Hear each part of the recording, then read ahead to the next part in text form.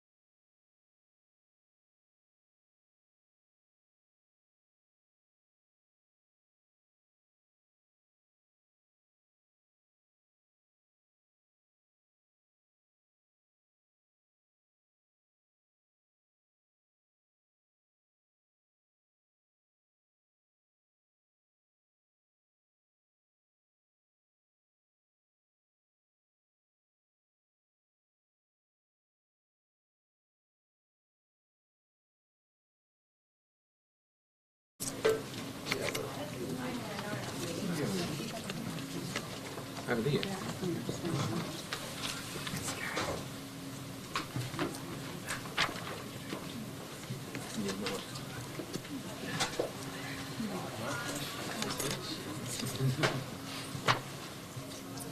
Good morning, everybody. As you know, my name is Richard Ball and I'm the Canterbury Group Controller. I think everybody was relieved this morning to see that the fire was greatly reduced, or visibly reduced. However, we will continue to work until it is safe for people to re-enter their properties. Our thoughts continue to go out to those affected. And as you will be aware, there are some remaining cordons in place for affected residents.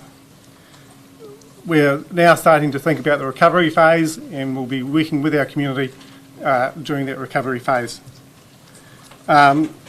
Shortly you'll hear from Dave Stackhouse, the incident commander, who's been out around this morning, and then we'll hear from police. We'll have an update for the Minister and then from the mayors. I'd just like to also acknowledge the Minister's presence here over the last few days.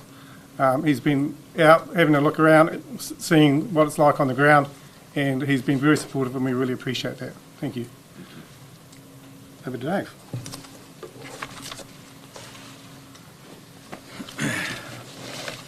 Morning.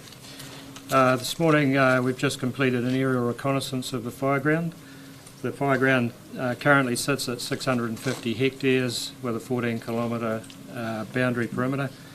I have this morning 95 staff on site, 22 trucks and tankers, still remaining around 12 helicopters and 2 fixed wings just completing our retardant lines, 5 diggers and 2 heavy machinery specialist vehicles.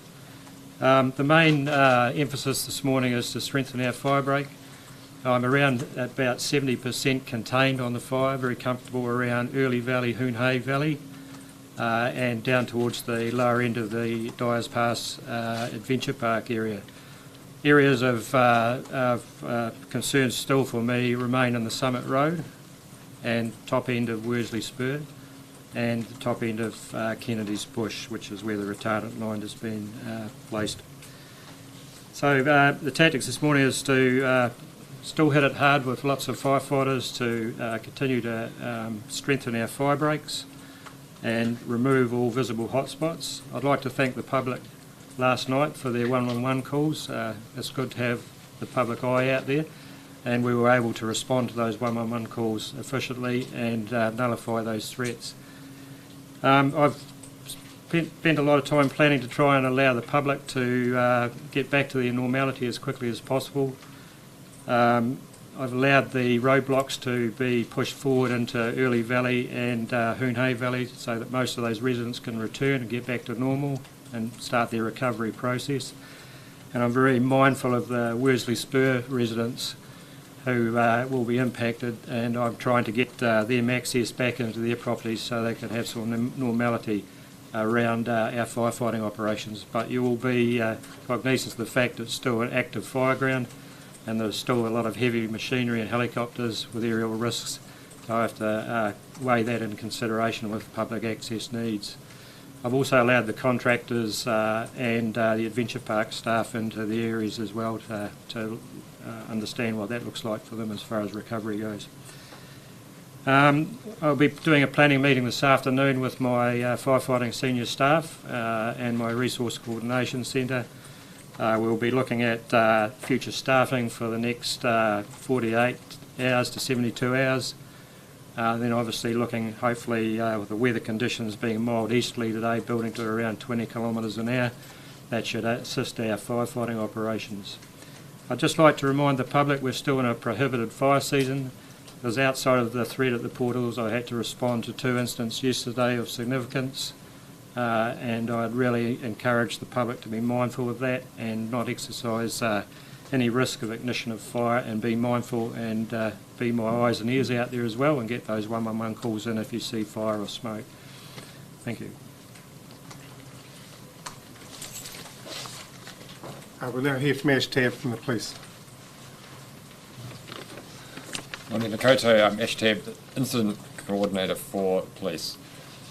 Just at this stage, just in terms of an update, the investigation into this matter is still continuing jointly with Fire and Emergency New Zealand and Police, and a key aspect will be determining the cause, which at this time we'll be looking at the point of origin of the fire. However, at this time we still seek information from the public in terms of any footage or any other information around the time of the start of the fire, which is a reminder is 14th of February, Valentine's Day, just early afternoon. You can send that information in through either the channels that have already been made available through Fenz or through police through 105 or Crime Stoppers. Just a reminder also about unmanned aerial vehicles, drone use. There is still a no-fly zone over the area. That really does place those pilots and those people in the area at risk if they are up, and it also prevents firefighting activity. So that's key that we don't have that. I believe fire and emergency will be using their own drones at times in terms of thermal imaging, identifying hot spots. So just want to let the public know if there are drones overhead that area, that will be for legitimate reasons, and there is no use of unauthorised drones at this time. We, in terms of police, have a dedicated team working on this operation. We still have our normal Canterbury staff working on our business as usual aspects, but we do have staff who are going to be working on this until we see no need to, and they'll be dedicated into this area. We really want to provide reassurance to the community in this area that we are really looking after their properties and looking after their lives. And to assist that, we really want to still reinforce that we only want bona fide visitors, residents, contractors in the area. This makes it easier for the firefighting and other emergency service to work in the area, but the real big stress for a lot of these residents is people coming to watch and have a look at them. I mean, anyone who's under the stress that these people are around this area don't need members of the public just watching them. So really encourage that no one's going into the area, and really want to thank those who have heeded that advice already. As Dave just mentioned, also we really want, not just in Canterbury but anywhere, if anyone's seen anything suspicious or a fire ignite, to notify 111 as soon as possible. The sooner we get onto these things, the sooner we can extinguish them. And lastly, I just wanted to thank all the emergency services and civil defence and our mayors and the minister and that for the commitment to this operation in Canterbury. It's been really valuable, and there's a great commitment amongst the community as well to support. Thank you. I'll invite the Minister to come speak. Thank you. Yeah, good morning everyone. Look, firstly, can I just support the Inspector's comments around thank you to the community. He put out a plea on day one to say please don't come into the area if you don't need to be there. It was important that fire are able to get their appliances and firefighters actually into the fire ground where they need to be. It puts pressure on the cordons. And can I just again support his comment around the drones. Do not fly drones around a fire ground like that. You've got helicopter pilots in there that are already concentrating hard in a difficult environment to try and get water onto the fire, and a drone, unauthorised drone, can take a helicopter down, or it can ground those helicopters and actually stop the firefighting that's taking place. So I just want to support his comments and reiterate that the importance of that. I want to thank and acknowledge actually everyone in the community, bearing in mind that we are still in a local state of emergency that has not been pulled. I want to acknowledge Dave and your team, the firefighters. They have been able to return people back to their houses quickly, and that shows that the 70% control that they do have of the fire actually allowed that to happen. I have no doubt in my mind that it was the speed, it was the speed of their response and the fact that they got the resources that they needed in there quickly that has got much better and faster control of this fire, bearing in mind, as he said, that it's still not fully contained. Can I thank and acknowledge the community? Without a doubt, there's been enormous pastoral support that has been put around the residents. There has been regular meetings with the community, facilitated by the mayors and the council and our first responder teams. And actually, can I thank the media that are here today, because you have had an important role to play in terms of getting information out to the wider public as well, and providing some of that reassurance that is needed. I'm a huge admirer of the response here, the way the team has come together. Of course, I've been here to make sure that if there was further support needed, if there was a surge in support required from a central government point of view, then we would make that happen. That hasn't been required because the local response has been so strong. Thank you.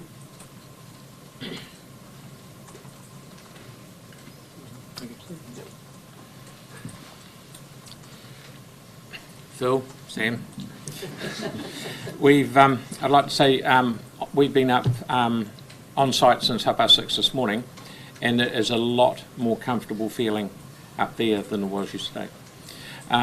We went out early, we hit it hard, and it's great, but we mustn't take our foot off the throttle because there's still a long way to go. It could take days, it could take weeks to get the hot spots out of it, but it is a lot better feeling up there, and I'm looking forward to when we can be told it's been contained. So just like to thank our neighbouring mayor and for the action that we took early on. Yeah, great. Yeah, just really want to reiterate the thanks to the emergency services and the staff that have helped get this fire in a much better state today than it was yesterday and over the last couple of days. Particularly thanks for the on behalf of the Early Valley residents who were able to go home last night, and to the New Zealand response team who manned the cordon that only allowed residents back in there overnight. Big thank you in that space. I want to reiterate the messages today about not lighting any other fires. We know that harvest is happening across our district. This is not a time to light a stubble fire. It's not a time to light a little fire in a barrel. It's not a time to do anything that might create an ignition that's going to cause more stress on our emergency services. So our focus today needs to be on the Port Hills and getting this fire contained and allowing those that haven't been able to get back to their families, back to their homes, with their families, the ability to do that. And lastly, I'd just like to thank the families of our emergency services for the last couple of nights. There have been mums and dads and husbands and wives who have been out supporting our city by not being at home, and it takes a toll on families, and so thank you to those families who are involved in that. Thank you, mate. Happy to take questions. Can you tell us structure damage? How many structures you think have been damaged? And we know there's been one container home that's been lost. Yeah, that's correct. At this stage, the only structural damage is some of those sheds and also a container house, which unfortunately, when we were doing the initial assessments, we picked up as a type of shed environment, but it was actually a container house. So my sympathies go out to for the occupant of that and the loss, and I've got my community recovery team looking at that with that person. I understand the fire was still quite bad up there yesterday around that property. How is that this morning? Obviously that Summit Road area is still significantly of concern. Sure, as I mentioned, that is still an area of concern, but the easterly wind will assist with that slightly. I have quite a heavy presence up at Summit Road, and some structure protection crews up there who are strengthening the fire lines around those remaining areas up there. What's it going to look like before you're comfortable saying the fire has been contained? Well, there's two things for that to happen. I need to be absolutely secure with the containment lines around that fire, and obviously that's 14-kilometre perimeter is fairly extensive, and that's why I've been using the retardant lines to assist us with that. That gives us a starvation factor on the fuels around there, and if we do get a hot spotting from that, then it keeps the spread to a minimal effect and means we can get onto it quickly. The weather conditions have an effect on that, and how much deep hot spotting we have in some of those areas on those ridges. We have to get in there with diggers or by hand, and that's tough work for my firefighters under these conditions, and they're dragging hose lines over long, steep terrain to get into those positions, but that's what we're working on today. Over the weekend, are there any weather conditions that are being forecast that you are concerned about that we could face more problems? Sure. Up to, I think I've got a long-range weather forecast coming in shortly, but I think I've got heavy nor'west again Sunday, Monday, I believe, but I've yet to be confirmed on that at the moment. I've got quite a nice easterly benign wind, and that's very good for us at the moment. So still early days of the investigation, but is there any possibility that this fire could be suspicious? Is that still a possibility? Yeah, sure. I've got my investigation team working in conjunction with the New Zealand Police on that. I have to let them do their work, so I don't want to predetermine any outcomes there. But as soon as we have more information, we'll provide that to you. And you've reached out to the public about sending in photos and videos and things. How's that all going for you guys? Are you getting good public support? Yeah, really good actually. The public have been outstanding, and I can just like to thank them and acknowledge them as we've done here. And the media as well. Everyone's contributed to a really good response here. We just can't sit on our laurels though. We have to maintain the pressure and really nail this thing. Do we know if there's been any livestock losses? In my aerial reconnaissance this morning, I didn't pick any up. We're actually looking for some of that. We've actively tried to manage access for the farmers and livestock owners to get in there and look at that. And we've had livestock plans in play for that. That was one of our learnings from the last Port Hills fires, and we've actively done that in the rest of New Zealand as well, actually. It's a good thing to do. But at this stage, I'm not aware of stock losses as such until we get in on the ground and actually with the people concerned. Some of the residents were hoping to get back up again today because they've got livestock that they want to get water to again. Will you be trying to let them through as well? Yeah, absolutely. So in conjunction with Silver Fenz and my community hub, the idea is that they come in there, they give us their needs and we prioritise that, and then we escort them in to do that. Of course, because it's an active fire ground, we have to maintain safety, but the pragmatic approach I understand, and I will make every endeavour to get people in to do their business. Can we get some clarification around the evacuations? I understand there was some confusion as to whether it was 80 in a total or whether there was a greater number at one stage. What's the current number of properties evacuated and how big was it? Civil Defence has probably got a count on that. I don't maintain the count on the evacuated properties. I just give the zone to be evacuated, and currently I'm pretty comfortable with the lower end of Hoonhay and Early Valley, which, as I said, we've brought those cordons right in to allow people to get in and get back into their homes. Worsley Spur and Summit Road are the two areas that I've got to manage today. Can you talk through what you're seeing when you're up on that aerial reconnaissance flight? Are there still flames? Are there still flares? Yeah, active hotspots. The public will still see smoke, and depending on the wind generating of that, and you have a sub-ridge here as you look out over from the precinct. It looks like the fire is encroaching, or the smoke is encroaching on that area. That's not the case. There's a big valley obviously behind that. So you will see smoke drift today, but it's definitely not as aggressive as we've seen in the last few days, and I'm pretty comfortable that it's actually we're getting to the lower end of where we want to be with this. So a lot better today. Are you expecting that more people maybe be allowed back into their homes today at all? Yes, that's something we're looking at this afternoon, and I'm having a conversation with the controllers about and the New Zealand Police about what that looks like. So. Question for the mayors. There's some suggestion that these fires, we've got to get into a mindset and normalise the fact that we are going to have fires on the hills more regularly. Does that mean that we should be having a combined strategy with the two councils looking forward, a long-term plan about this?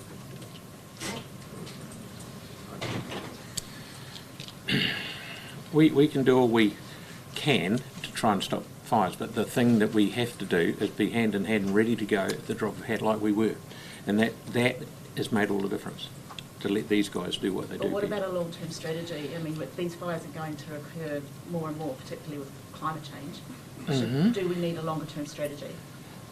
Well, you could look at one of the things that was noted the other day. You go up in a helicopter, and where it's been grazed, it doesn't burn the same. Where it's long grass now, we do want to try and get the Port Hills back to the way they were, and unfortunately long grass is part of that. So maybe we've got to look at how we manage that, because it's just all fuel up there that's ready to go. Poof. So there's all sorts of things, and different in as well as what Sam was saying out in Selwyn. It's all very well we're here we are in Christchurch, you're looking at Port Hills. His area is vast, and you've had people doing stubble burn-offs the other day and stuff like that, you realised, didn't you? Yeah, well, that's what we're trying to make sure we don't be controlled Absolutely. at the moment. So, But- yeah. So there have been a number of changes since the last set of fires 7 years ago around what people need to do on their properties, and particularly what type of planting there should be around their homes and things. What needs to happen on private land, though, is that sort of strategy that you're talking about. Is forestry appropriate? What sort of plants should be planted in large areas? What sort of risk does that pose to others when fire does break out? I think that's a wider community conversation than just for the two mayors of us to discuss today. But we do know that people have been sensible in thinking about the changes around their homes. But forestry is obviously a much longer term investment proposal, and to change that and turn that round won't happen, over the next couple of months. Things had changed from last time, and they were being implemented, but unfortunately some of that's been taken away.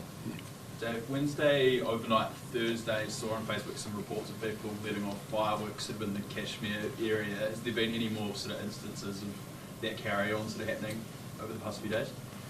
Yeah, as you know, As you know, I've put a Section 52 fireworks and lantern ban in place for the Chinese New Year, and allowed the public display at Hagley Park to accommodate the public need for that. The fireworks ban is just another control measure that I have, obviously, and it's a public awareness factor as well. So there has been the odd incidents of that, and that are being investigated with my risk reduction officer team. So I think you extended the time frame for wanting photographs, is that right? From initially it was an hour either side of the event. You were looking for photographs from earlier, a day earlier, is that right? Photographs for? Of the site or around the area? Yes, obviously when we investigate any compliance issue, any evidence is useful evidence. So the public often provide that, so that's really good, so I encourage that. On that evidence, is there anything that would be more useful? Is there anything in particular from Wednesday that you're looking for, cars or certain areas around the Port Hills? Well, that matter sits with the investigation team. I try not to get involved in the investigation at this stage. I concentrate on the operational aspects of the incident and the strategic viewpoint. It's obviously part of my conversations, but I like to empower the New Zealand Police, obviously, with my investigation team to do their job, not influence them too much. They'll give me updates and we'll take it from there. But obviously any evidence is useful to be looked at and examined to see if it's useful for the incident. Richard, can you provide that clarification around the evacuation, the current number? I asked for an update this morning. I haven't received it, but based on my personal knowledge of the area, I would suggest it's less than 80 remain out of their homes.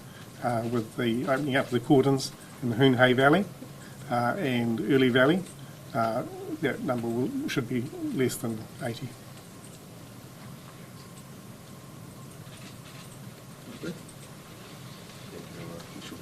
Thank you all. Thank you. Good. Thank you.